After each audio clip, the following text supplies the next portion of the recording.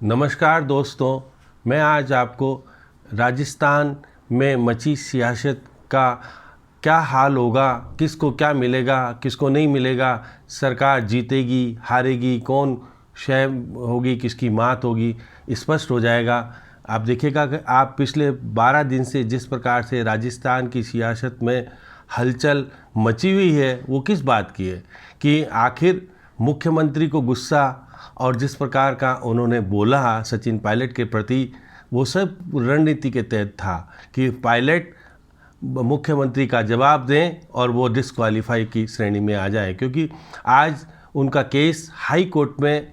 विचाराधीन है और हाई कोर्ट ने मामला सुनवाई पूरी करके 24 तारीख को फैसला सुनाने का भी तय कर लिया है। लेकिन 24 तारीख से पहले किस प्रकार की परिस्थिति बनेगी, क्या कुछ होने वाला है, सचिन पायलट चुप्पी साधे हुए हैं और निश्चित रूप से सरकार और मुख्यमंत्री विधायक दल के जो नेता हैं वो विधायक दल में साफ तौर पर कहते हैं कि सरकार गिरेगी नहीं, कोई विधानसभा भंग नहीं कराना चाहता, चुनाव जल्दी नहीं होने वाले हैं। लेकिन मुख्यमंत्री जी आप ये मान के चलिएगा, जिस प्रकार से सचिन पायलट ने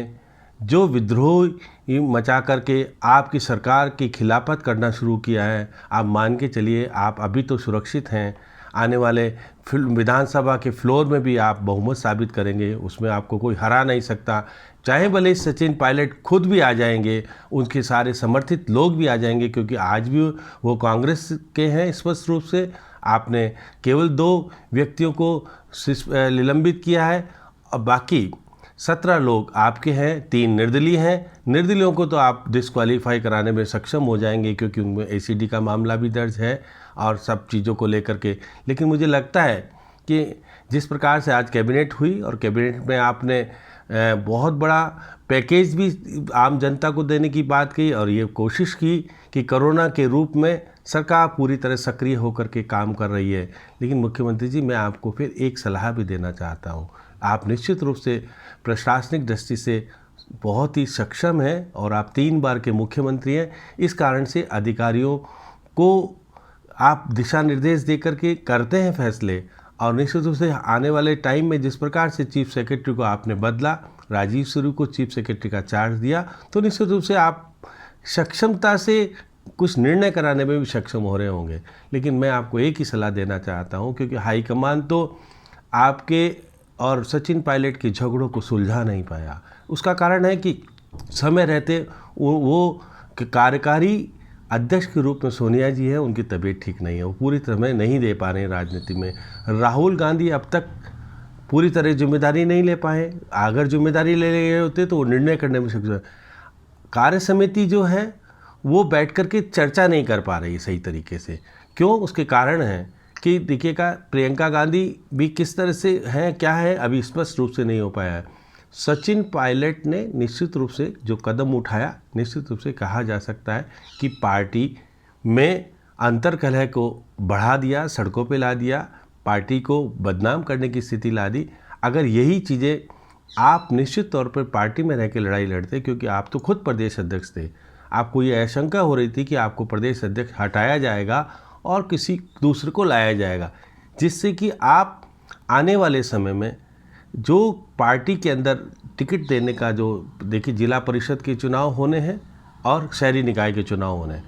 अगर उसमें आपको टिकट बांटने का अधिकार मिला होता तो आप धरातल पर अशोक गहलोत की जय जयकार करने के बजाय सचिन पायलट के जय जयकार कर लेते। ये मुख्यमंत्री अशोक गहलोत को कभी भी बर्दाश्त नहीं है। उनको पता है कि धरातल पर आपने बीज बो दिए तो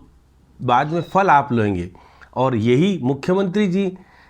रहेंगे तो मुख्यमंत्री जी के लोग होंगे और वो जय जयकार जब शुरू से करते आए तो उनकी और जय जयकार होगी। और निश्चित रूप से आने वाले समय में, क्योंकि खुद मुख्यमंत्री के रूप में नहीं, अशोक गहलोत के रूप में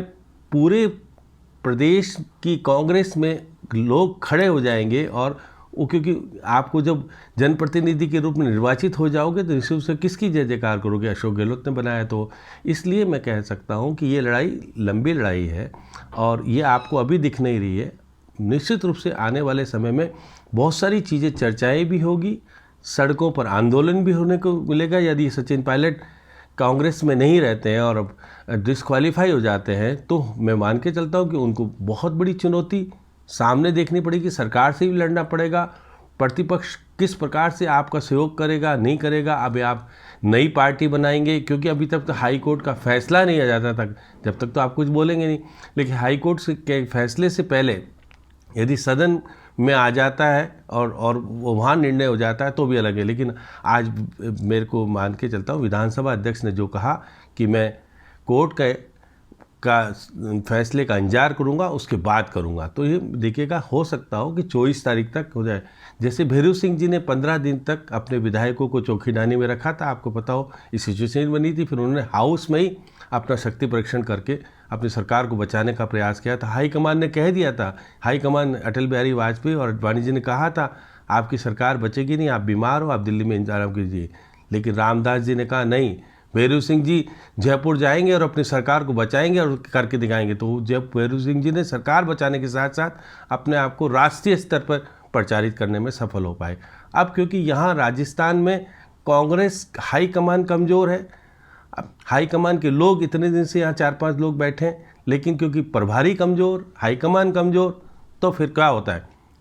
मुख्यमंत्री बनता है ताकतवर, संगठन कमज़ोर, संगठन का प्रदेश अध्यक्ष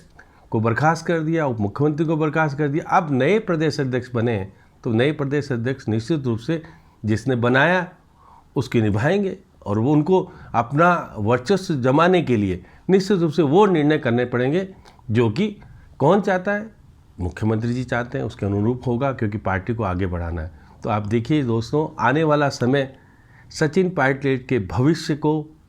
प्रचारित फैसला देगा कि सचिन पायलट कांग्रेस के साथ रह करके आगे बढ़ेंगे या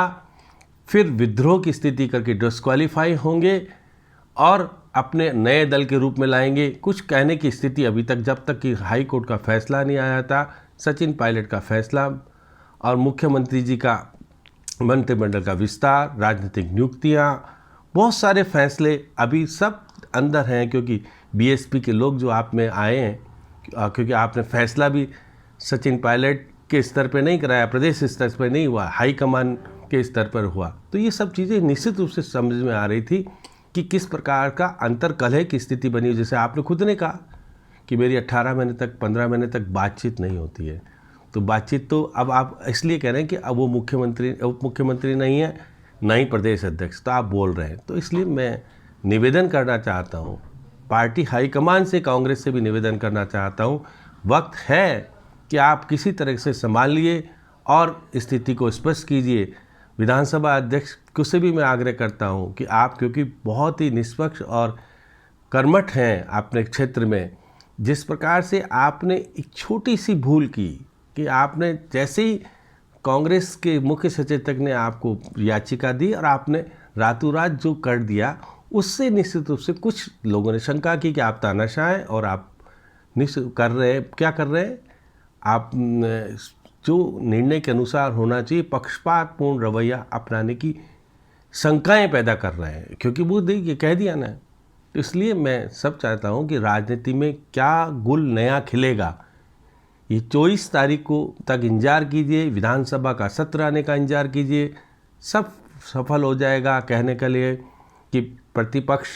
जो भाजपा अब तक बोल नहीं रही है, वो तय कर लेगी कि सचिन पायलट किधर की तरफ चले गए, क्या नई पार्टी बना ली और 6 महीने बाद चुनाव में क्या भाजपा उनका सहयोग करने के लिए तैयार होगी या नहीं होगी, या कांग्रेस में रह करके वो आने वाले समय का इंतजार करेंगे, किस तरह की स्थिति बनेगी। बहुत सारे आप देखिएगा, ये बहुत टाइम नहीं लगेगा। ये पहले तो सरकार का मैंने मान के चलता हूँ कि अशोक गहलोत सरकार निश्चित रूप से विधानसभा में अगर शुरू सत्र आता है तो अपना बहुमत साबित करने में साबित कर लेगी कि उसका कारण स्पष्ट है कि यदि सचिन पायलट साथ रहते तो भी करेगी, नहीं रहते तो भी करेगी, 100%, इसमें कोई दिक्कत नहीं है। 6 महीने उनको कोई छेड़ने वाला नहीं, लेकिन उपचुनाव जब होंगे उस वक्त सचिन पायलट की क्या स्थिति बनेगी, उसके लोग कितने जीत के आ पाएंगे, किस तरह का होगा, वो भविष्य के मुख्यमंत्री बनने का जो सपना देख रहे हैं वो पूरा होगा नहीं होगा, ये सब चीज़ें अभी आप आने वाले समय में 6 महीने में बहुत कुछ देखेंगे। क्या बहुत सारी स्थिति, जब अगर कांग्रेस की सरकार स्थायी रूप से चल पाएगी नहीं चल पाएगी, क्या जो दल जीत के आएगा सचिन पायलट वाला होगा नहीं होगा, अभी कुछ कहने की स्थिति नहीं है, स्पष्टता नहीं है। इसलिए मैं कहता हूँ कि इस प्रदेश में क्या मध्यवर्ती चुनाव की ओर जाएगा या नहीं जा पाएगा। लेकिन 5 साल चुनौतीपूर्ण, अब जो 5 साल में से अब 1.5 साल तो पूरा हो गया, अब एक साल 6 महीने तो हो गए। अब उसके बाद आपको निश्चित 6 महीने की जगह आप मान के चलिएगा कि 8 महीने करीब हो जाए, 7 महीने तो हो गए, तो मैं 17 महीने देखिएगा जिस तरह की स्थिति है उसमें आपको आने वाला 6 महीने के बाद इस प्रदेश का कौन मुखिया रहेगा नहीं रहेगा, क्या होगा, राजनीतिक में क्या हलचल होगी, बहुत सारी चीज़ सोचिए और आप आने वाले समय का इंतजार कीजिएगा। सचिन पायलट, मुख्यमंत्री अशोक गहलोत, उनकी सरकार का भविष्य तय हो पाएगा। और भाजपा का क्या कुछ है, क्या भाजपा पर्दे के पीछे से कुछ कर रही है नहीं कर रही है, ये सब स्पष्ट हो जाएगा। दोस्तों आगे वाले चीज़ में मैं और कुछ बताऊंगा, खुलासा करेंगे। नमस्ते।